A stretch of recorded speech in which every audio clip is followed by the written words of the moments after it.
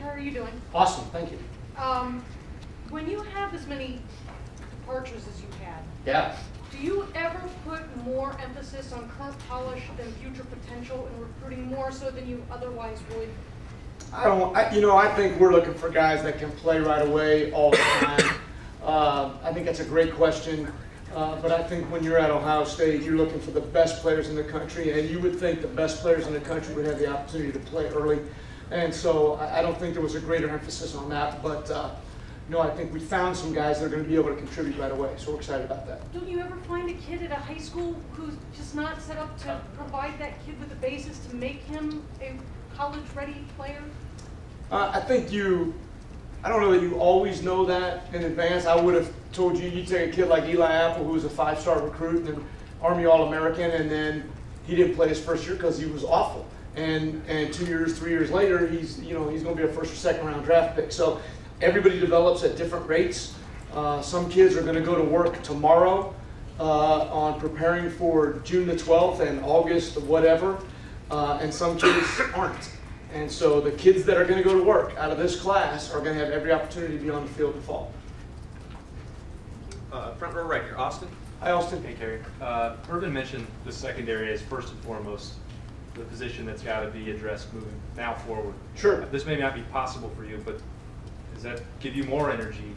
I mean, more urgency to Well, I think we're urgent about everything we do. We lost 3 really good players, and they were all underclassmen. And when that happens, you have to understand that you're going to replace them with young players. We had a great workout this morning, and I got to see an awful lot of really good young players run around that field. So I'm not one bit discouraged. Is there urgency? Sure, because there are more holes to fill than there were last year at this time. At the same time, it's very similar to the situation we found ourselves in 2014. And we're replacing some guys, and you know what? Guys stepped up and played and had great off seasons, and we're prepared to go. And I think that's what's going to happen with this group. So I don't know that we're always urgent, and I think we're always passionate about what we do. So I think we're going to be okay. Middle, Ryan. You spend a lot of time in Hi, Ryan. Hey. You spend a lot of time in Michigan. Whenever a new staff Stayed up north, Ryan. That'll cost you 10 push-ups. when a new staff comes in, do you spend time trying to see what they're doing and how that might impact you and your efforts in the state down the road, and has it at all? Well, sure. Anytime you're recruiting against people, which is what we do, right? And especially when you go into another state to recruit against people, you're going to have to evaluate how they do their business. And the guys that have been at the green team have done things a certain way, and now those guys at the team up north have changed some of their habits. Although I would tell you that the previous staff, those were good recruiters. And so you have to battle in different ways. But the main thing for us is not to really concern ourselves as much with our opponents as with the kids that we're recruiting and what we have to sell. When you have a great product like we have, I don't think it matters as much the style or substance of how somebody else is recruiting. And then with both of those teams, looking like they're trending upwards, do you pick your spots anymore, or is there anything? Well, I think one of them only involved took with 2 that? kids out of the state, to be honest with you, so I don't know what the numbers are. I know that we're going to go in there and we're going to recruit the very best players in that state, and we're going to come out with some of them every year. And we're confident in that. It's not very far away. And we've done very well there, and we're going to continue to do very well there. Front row middle, Dave. Hi, Kerry. Hi, Dave.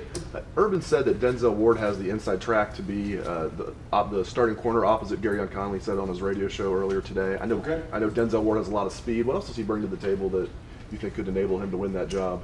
Well, I think his speed is his greatest attribute. I think he's gotten a lot stronger already, which we're encouraged by. I think he played well on special teams in some pretty critical situations. He was on all 4 running teams last year, so he got on the field experience. Not enough corner experience. I know there's some other guys in that room that aren't going to allow that to be a passage that's going to go uncontested, and so there's going to be a lot of great competition there.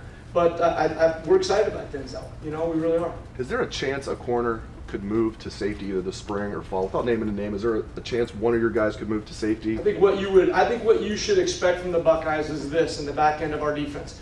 We're really playing a lot of corners. Those positions, the position that Von Bell played last year, while traditional football guys would call that a safety position, I'm going to tell you right now that's a corner position. It happens to be an off corner and happens to be a little bit more in the middle of the field, but that takes corner skill and technique to do what Von Bell did. And those of you guys who know Von Bell could play corner in the NFL next year.